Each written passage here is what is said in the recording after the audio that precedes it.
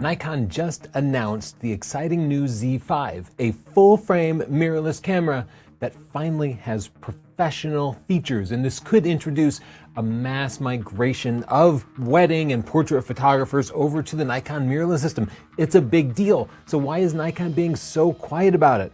I'm going to tell you all about this new camera. I'm going to compare it to the Sony A7 III, the Canon EOS RP, the Nikon Z6, and the D750. But first I want to thank our sponsor, Squarespace. No matter what type of website you need, Squarespace is absolutely perfect for it. Your social media isn't enough. It doesn't present you in a professional way. It formats your pictures alongside other people's ads. Whether you're an amateur or a pro, you should have a dedicated website for your photos that make them look beautiful. And if you have any other type of business, you should get a website for that too. If you want to check it out completely free, go to squarespace.com/Tony. You'll get a 14-day free trial, and only then, if you love it, do you give them your credit card number. Use the coupon code Tony at that time to get 10% off.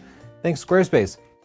The Z5 is a $1,400 full-frame body, and $1,400 is a lot of money, but it's actually really inexpensive for a full-frame camera. If you get it with the new 24 to 50 millimeter f4 to f6.3 zoom, the kit is $1,700.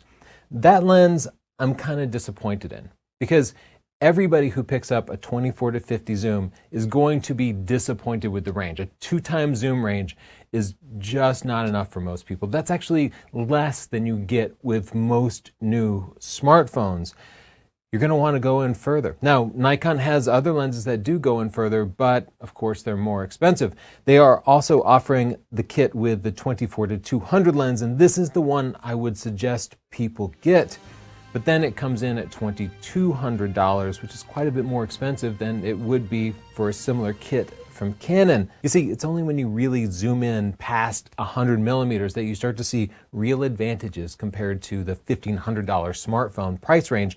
And I'm basing this on real testing that we did in another video. You can see smartphones beat out real cameras, real full-frame cameras, even in low-light conditions now. The 24-megapixel sensor has a catch. It is not a backside illuminated sensor. And for you non-nerds out there, that just means that it's going to have a little bit less dynamic range. So if you recover the shadows, you'll probably see more noise in it. It also tends to not have as quick a readout, which might introduce a little bit of slantiness in video, what we call rolling shutter. It might also reduce the autofocus performance, but those are things that we'll just have to test. The electronic viewfinder, which you hold up your eye against, has 3.6 million dots, and that sounds like a lot, but it's like a 1280 by 960 monitor, so it's not even a full HD. It shoots 4.5 still frames per second, which is okay, but is not suitable really for wildlife and sports photography. And it has eye detect autofocus for both humans and animals. And we've tested this in Nikons in the past with the latest 3.0 firmware on the Z6 and Z7, and we kind of found their implementation to be disappointing compared to the competition from Canon and Sony, but we'll want to test out the Z5 to see if it has improved. Now, the big news here is that this camera has 2 SD card slots, and this became standard fare for cameras in this price range from Nikon, but they didn't put it in their Z6 and Z7 mirrorless cameras, and everybody was really upset. We wanted to love those cameras, but the pros out there know that memory cards do frequently fail. We did our own poll of over 4,500 photographers, and we found that about half of them had had an SD card fail that lost them important pictures. The more pictures people took, the more likely having a failure was, and 75% of people who'd taken over 1 million pictures had experienced an SD card failure. Because we also shoot a lot of video, we have had, I don't know, maybe 10 SD card failures. It actually happens regularly. So having a backup, if you can't retake the photos, it's like a must-have for us. The video, it does technically shoot 4K, but it does it with a 1.7 crop.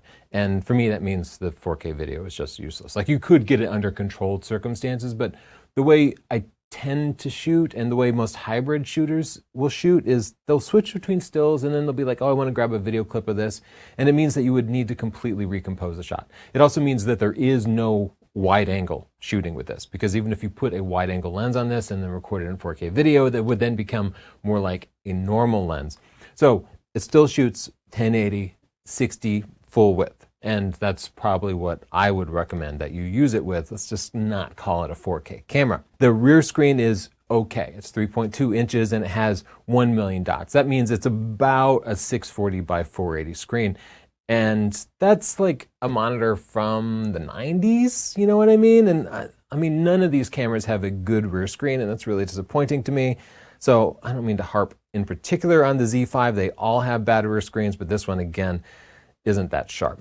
And it's a tilt screen rather than a flippy screen. Still, photographers tend to prefer the tilt screen because they don't have to flip it to the side when they want to tilt it up or down for, say, shooting down low or shooting over a crowd. But it means that it's not suitable for tasks like vlogging or self-portraits because you can't easily flip the screen forward. I think this might be a really useful backup body for somebody currently shooting with like a D850 or a D750, including professionals. You could use the FTZ adapter to put the Nikon DSLR lenses on this mirrorless body, and you could also experiment with the new Nikon Z mirrorless lenses, which we found to be really, really excellent quality. It takes the same batteries and it has similar ergonomics, so you wouldn't feel too tortured if you wanted to dip your toe in the mirrorless pool. Get one of these and try it out with your existing DSLR lenses. I think it might be part of Nikon's plan. Let's compare this against the Canon, Nikon, and Sony comparable cameras in case you're cross-shopping. The Canon EOS RP, the body, technically it lists for about $1,000 new, but we bought 7 of them for the studio here. That's what we're filming in, and my average price is between $850 and $900, so you frequently find them less expensive. If you get the RP with the 24 to 240 zoom, it's $1,500. That means it is substantially less expensive than the Z5, especially if you plan to get that zoom kit. The zoom also goes out to 240 millimeters, and we've spent extensive time with that kit on the RP, and it's great. I frequently recommend it to people looking for their very first camera. It's just a great all-around shooter. It also has 26 megapixels, which makes it a little bit sharper than the Z5, and a side flip screen, so it's suitable for video and self-portraits. But the big drawback is it only has a single SD card slot, which again means I would never recommend it to somebody who's taking pictures that they can't easily replace. Like if your heart's going to be broken if the SD card fails, then you should find a camera with 2 SD card slots, and that includes all professional photographers. The RP also lacks sensor stabilization, which can be okay because Canon has built lens stabilization into the lenses you're most likely to use with the camera of this price point, meaning the less expensive lenses all have lens stabilization, so you wouldn't really notice a difference. But if you wanted to dabble in like the fast primes, that would mean you'd have to upgrade to a Canon EOS R6, which is significantly more expensive, more than twice the price. They both shoot 4K with a 1.7 crop, which again, I'm just like writing that off.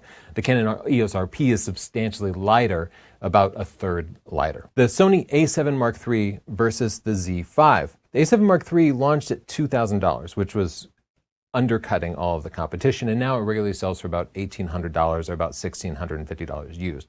That makes it notably more expensive than the Z5, but once you start to price out several lenses for it, you might end up spending less in the Sony system. I notice the big standout is the Sony 50mm f1.8 is $250, while the Nikon 50 f1.8 is $600. So right there, that one lens would make up the price difference. That's not to say those two lenses are identical. I haven't compared them, but maybe the Nikon is sharper. I don't know. But usually people shopping at this price point, they're not pixel people. You know, they're not buying a 60 megapixel camera. You're buying a 24 megapixel camera. You really just kind of want the end result, and maybe you're publishing it on Facebook or Instagram. I'd really like to see Nikon get these lens prices down, because until then, the cost of the entire system with lenses ends up being disproportionately expensive. The A7 Mark III has several distinct advantages, like it shoots at 10 frames per second, more than twice as fast, making it suitable for things like wildlife and sports. It also shoots 4K full width, and in fact, it's become a staple of wedding and general commercial videographers who need to just film all day. We found it works just great. Sony also has a much wider variety of native mirrorless lenses. With the Nikon Z5, you can adapt older Nikon DSLR lenses, and they've been produced since the 50s. There's so many of them. That's great, but they give up those advantages of the mirrorless designs and mirrorless lightweight that you would have on any mirrorless native lens. Sony also has a wide variety of third-party lenses from companies like Sigma and Tamron that support great AF, and you don't have that right now in the Nikon world. Sony also has a backside illuminated sensor, so we expect better image quality out of it, and I don't know yet, but the Sony might have better autofocus. We'll just have to wait and do a side-by-side comparison. Be sure to subscribe to see the side-by-side comparison. Some of the biggest competition actually comes from Nikon though. The Nikon Z6 listed at a much higher price when it launched, but now it's selling brand new for $1,650 with the FTC adapter, so you can put on your Nikon DSLR lenses. The Z5 does not include that adapter, so you'd have to buy it separately, and then they're about the same price. Or you could get the Nikon Z6 used for even less. And the Z6 has a top screen, and the Z6 shoots 12 frames per second, and the Z6 has full width 4K 30 FPS video. So in many ways, the Z6 is just a bigger camera. Z6 also has that backside illuminated sensor, so the image quality should be a little bit better. But the Z5 has this really key feature as 2 SD card slots. So again, if you're a professional, you can't afford to lose your photos, the Z5 is probably going to be the better option for you. But there is a dual SD card camera from Nikon that you might want to consider, and that's a D750, and that's a really old camera now. But I know so many pros shooting with the D750 day-to-day for years. It is a workhorse of portrait and wedding photographers, commercial photographers. It gets the job done over and over. You can get one new for $1,500, about the same price, but used $750. And they last forever. So I would strongly recommend picking up a used one. Now, the differences here are vast because the D750 is a DSLR. It has a mirror and an optical viewfinder like looking through a telescope, whereas the Z5 is a mirrorless camera. It has an electronic viewfinder like looking at a screen. And if you're out on a sunny day, the optical viewfinder is going to look far better. It's perfectly sharp. It's instantly responsive, whereas the EVF would seem a little bit digital. But if you're shooting in low light, the EVF tends to be better, tends to be brighter and clearer. The EVF can also show a histogram and an electronic level and other things kind of perfectly on it since it is electronic. So it's not clear to me which is really better. It just depends how you use it. The D750 has a top screen. It has an on-camera flash. It has buttons along the left side of the body. Ergonomics just that I like better than the Z5. But the Z5 has eye detect autofocus for both people and animals. That's something you can't get in a D750. The D750 still has DSLR focusing, which means a lot of like focus and recompose because the focusing points are kind of clustered in the middle instead of spread all around. The D750 does 6.5 frames per second, much more than the Z5, but the D750 only takes Nikon F DSLR lenses. It does not take the new mirrorless lenses. If you want to use those new mirrorless lenses and the DSLR lenses, the Z5 can do that. So you have a wider variety of options, but you do need to also buy that, what they call the FTZ adapter if you want to put the DSLR lenses on your Z5, and that's a few extra bucks. The Z5 has sensor stabilization, so you can put any of those unstabilized primes on there and reduce camera shake, meaning you can shoot at slower shutter speeds and get cleaner images. You can't do that on a D750, no sensor stabilization, but if you're using stabilized lenses anyway, then you wouldn't really see a difference in real-world practice. I have to voice a concern about Nikon's pricing on their recent cameras. It's listed at $1,400 now, which seems too high compared to the competition, but I bet it won't stay that way for long. I bet by Christmas they'll be selling it for $1,200 on a discount, and then this time next year, I bet it would be about $1,000. They've been pricing it high and then cutting the prices drastically. I think because they want to just squeeze the early adopters for every last dollar that they can, and that sounds bad. But Nikon is losing money. They're struggling. They really do need to make up a little bit of profit. So this camera is not for vlogging. It's not for sports. It's not for wildlife, but it might be a great camera for travel. It might be a great camera for really professional portraits and weddings. And I don't know if it is yet or not. We'll just have to do a hands-on test. So we'll get our order in from one. And then as soon as we get a production copy of it, we'll put it through its paces. Subscribe to see that video. And we also want to answer the question, like, how is the image quality on that sensor? Because it remains a big question mark. It could be okay, but I think this might be the same sensor that's in the Sony A7 Mark II from many years ago, like 7 years ago or something. So we might actually see a substantial reduction in image quality. I just want to ask the question, why is Nikon so quiet about this? There was no video posted on Nikon's USA's official YouTube page. No videos whatsoever. They didn't put it in the hands of any real reviewers that I can see. They gave it to, I think, 1 or 2 of their ambassadors who did just kind of quick hands-on videos, but there's none of the usual like glamorous, wow, here's the amazing pictures you can take, just stuff. There's no like marketing around this. And I kind of wonder why they're being so quiet. Maybe they just feel overshadowed by the launches of the Canon R5 and R6, which we have in our hands. We'll be reviewing those soon. Subscribe to see that. As well as the impending launch of the Sony A7S Mark III. Maybe there's just like too much going on and they just want to just like get that out there and not distract anybody. If you need an amazing website, I can make a recommendation. Our sponsor, Squarespace, they make it super easy. You just drag your pictures in.